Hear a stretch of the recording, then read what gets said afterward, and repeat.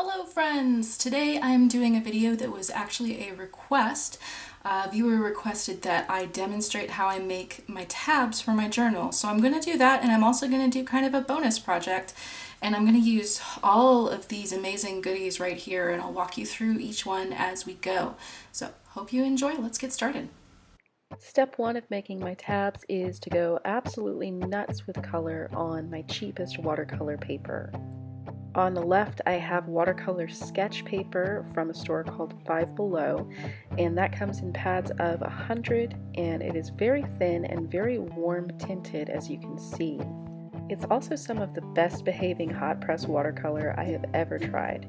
And on the right I have heavyweight, so-called heavyweight paint and marker paper from Target, which my Target has been out of for months, but I found some when we were on vacation last week in Florida, and I was very excited. It's a much purer white color, but it also wrinkles a little bit more, and sometimes it does bleed through if I go very, very thick with the color. So first I came in with my Princeton Neptune brush. That's the number 4 mop brush. And I'm working wet in wet using a silver black velvet brush to plop the color into that water that I laid down. So I try to stay in a color family on each page, but honestly this is an opportunity to just play with your watercolors, not worry too much about what goes together or what's complementary or analogous or whatever on the color wheel. Over on the left, I've used a lot of Shadow Violet, which is one of my favorite paints for these tabs. And I do blast it a little bit with my drying tool, but I do want to let it air dry for the most part because I like the effect that that gives. And fortunately, while I waited for it to dry, I had another project to work on. I'm making a cover for my daily art journal insert using all of this ephemera, and I'm starting with one of the divider pages from the latest issue of Flow magazine.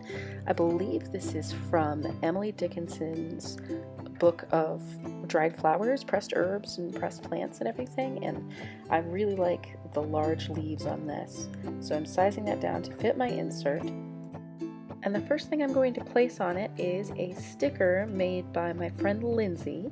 I'll put a link down below to her Etsy. It's L Fox Design. She has this great line of vinyl stickers that have puns in the titles. So the one that I'm choosing for the cover is Earl Greyhound Tea, which I thought was just way too stinking cute.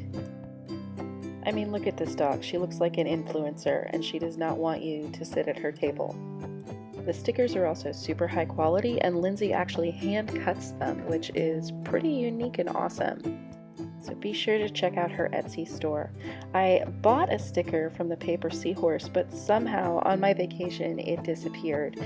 So I'm left using the label from their paper bag.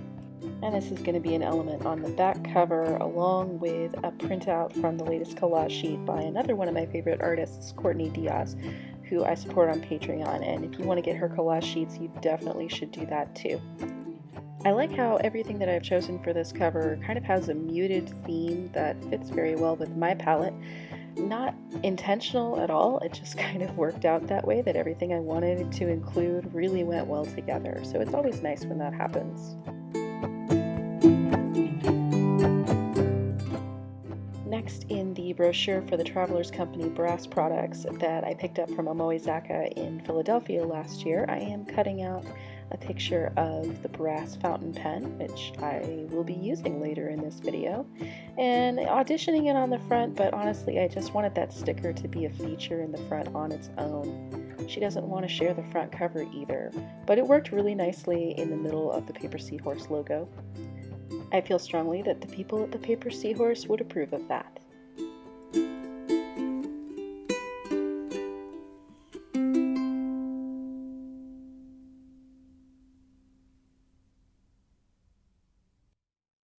The outside of my cover is complete, and now I'm going to move on to the functional inside cover. I have one of the film card size label sleeves from Travelers Company, and that is just right to hold an extra card for my HP Sprocket. It's not strong enough to hold much more than that, despite what the photos on the package tell you. And then the rest of these square sticker sleeves are from the bargain section at Target. Watch the bargain section when it's back to school season, and you may see some of these floating around. They fit just perfectly in a standard size traveler's notebook insert, and they are very sturdy.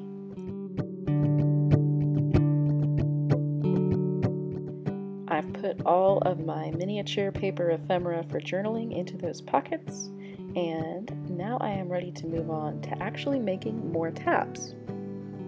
And to do that, I use the We Are Memory Keepers tab punch board, which may be overkill for this particular project, but it is the only tab punch that I have found that lets me make the tabs as wide as I want. Theoretically, I could make them like infinitely wide using this, which is a step above the little handheld ones. So my paper is dry, and I'm looking for the most visually interesting spots. I want some dark colors so that my label tape stands out in it, and I like areas with a lot of blooms in the watercolor and with a lot of granulation and a lot of interesting texture and just things going on. And when I find one of those areas, I decide where I want the top of the tab to be, and I crease it with my bone folder, and then I line it up with the tab punch, and I make my first punch, and you will see in a moment it comes out curved on the side. And then I turn it over and I line it up with the guides on the right side of the punch, and I do that all over again. The tab punch board comes with its own little cutter unit, and according to their instructions, you're supposed to do this to cut away the excess paper on either side of the tab, so you end up with a larger piece that has a tab on it. But I just want the tab on its own. I attach those to my vellum, and I don't need a larger piece, so I just cut the tab itself off, and I end up with a double-sided piece that opens up. That's where I'm going to put my glue when I put this all together in just a few minutes. Now we're going to go into warp speed, and I'm going to be a little tab making factory. I end up with 10 of these out of those 2 sheets of paper, which is not bad for an evening's work. I found my tab punch at Tuesday Morning, so be sure to check there if you have one locally. They do often carry the We Are Memory Keepers line of stuff. And if you don't have a Tuesday Morning, be sure to use your coupon at Michael's, because honestly, craft supplies are so overpriced. Despite that, this punch has been super solid for me, even though I kind of had to modify the use of it compared to the directions that came with it in order to get the result that I want. It is not flimsy. It does have to be used on a flat surface. I tried to punch it once just holding it in my hands, and I felt like my thumbs were going to snap off. So don't do that.